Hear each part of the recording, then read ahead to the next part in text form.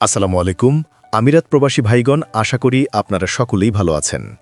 আমিরাতের কারাগার থেকে স্বাধীনতা পাচ্ছে বাংলাদেশিরা। আমিরাতের আপক ২৪ বাংলাদেশি প্রবাসীর মুক্তি মিলছে। চলুন খবরের বিস্তারিত জেনে নেওয়া যাক।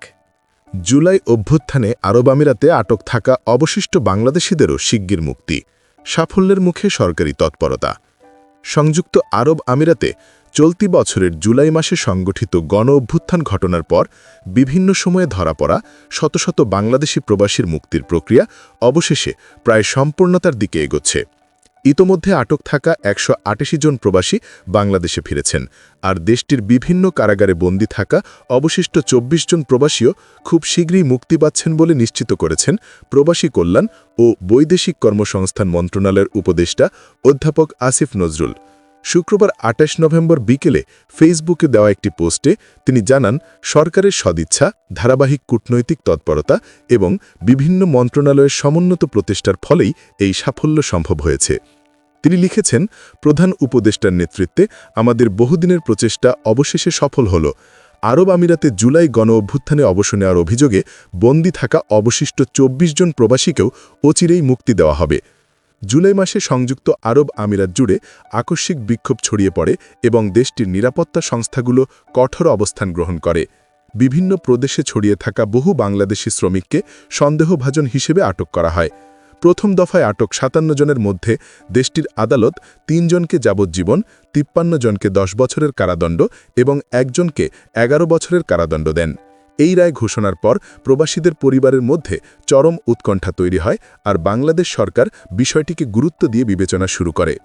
ঘটনাটির গুরুত্ব উপলব্ধি করে প্রবাসী কল্যাণ মন্ত্রণালয়, পররাষ্ট্র মন্ত্রণালয় এবং আমিরাতে বাংলাদেশ দূতাবাস ঘটনাটি নিবিড়ভাবে পর্যবেক্ষণ করতে থাকে। এরই ধারাবাহিকতায় গত বছরের ২৮ অক্টোবর অন্তর্বর্তী সরকারের প্রধান উপদেষ্টা অধ্যাপক মোহাম্মদ ইউনুস সংযুক্ত আরব আমিরাতের প্রেসিডেন্ট শেখ মোহাম্মদ বিন জায়েদ আল নাহিয়ানের সঙ্গে টেলিফোনে কথা বলেন।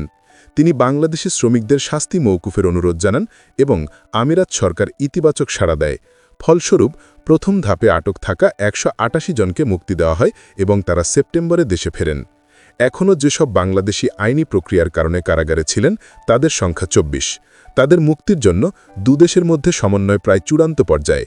অধ্যাপক আসিফ নজরুল জানান, আমিরাত কর্তৃপক্ষের সঙ্গে নিয়মিত যোগাযোগ এবং জোরালো কূটনৈতিক তৎপরতার ফলেই এই অগ্রগতি সম্ভব হয়েছে।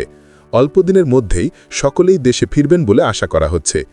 মুক্ত হয়ে দেশে ফেরা প্রবাসীদের পুনর্বাসনের লক্ষ্যে ওয়েজ আর্নার্স কল্যাণ বোর্ড ইতোমধ্যে সাহায্য কার্যক্রম পরিচালনা করছে। এখন পর্যন্ত ১৮৬ জন কর্মীকে ৫০,০০০ টাকা করে অনুদান দেওয়া হয়েছে। এছাড়া কর্মসংস্থান, মানসিক পুনর্বাসন এবং সামাজিক পুনঃসম্পৃক্তির বিষয়ে মন্ত্রণালয় আলাদা পরিকল্পনা নিয়েছে। সরকারি সূত্র জানায়, এই শ্রমিকেরা যে অস্থির পরিস্থিতির মধ্যে দিয়ে গেছেন তা তাদের মানসিক ও আর্থিকভাবে ক্ষতিগ্রস্ত করেছে, তাই তাদের পাশে দাঁড়ানো দেশের দায়িত্ব। সবশেষে বলা যায়, বিদেশে কর্মরত বাংলাদেশিদের নিরাপত্তা ও অধিকার রক্ষায় সরকার সর্বোচ্চ গুরুত্ব দিয়ে কাজ করছে। জুলাই অভ্যুত্থানের ঘটনায় আটক হওয়া সকল বাংলাদেশির মুক্তি এখন আর শুধু আশার কথা নয়, বাস্তবায়নের দ্বারপ্রান্তে এসে দাঁড়িয়েছে।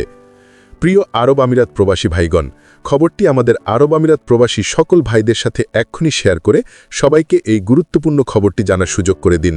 আর আপনি যদি আমাদের এই চ্যানেলে নতুন হয়ে থাকেন তাহলে এক্ষুনি আমাদের চ্যানেলটিকে সাবস্ক্রাইব করুন আমিরাতের সকল গুরুত্বপূর্ণ খবরাখবর সবার আগে পাওয়ার জন্য। আমাদের সকল ভিডিও আপডেট সবার আগে পেতে আমাদেরকে সাবস্ক্রাইব করুন। সাবস্ক্রাইব করতে সাবস্ক্রাইব বাটনে ক্লিক করুন এবং বেল আইকনটি চাপুন, যাতে আমাদের কোনো লেটেস্ট ভিডিও আপনি মিস না করুন।